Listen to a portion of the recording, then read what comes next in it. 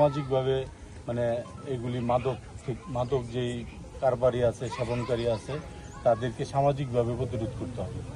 সামাজিকভাবে যদি প্রতিরোধ করা যায় তাহলে এই সমাজ এবং পরিবার রক্ষা করা যাবে।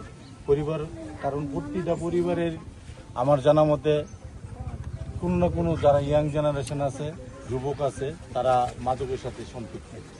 মাদক হলো একটা সমাজ, একটা পরিবার, একটা সমাজ, একটা দেশকে ধ্বংস করতে পারে।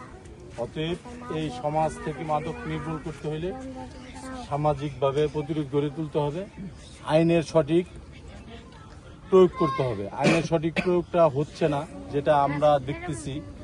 এই গাগুটিয়া ইউনিয়ন থেকে অনেক জায়গা থেকে মাদক সেবনকারী এবং ব্যবসায়ীদেরকে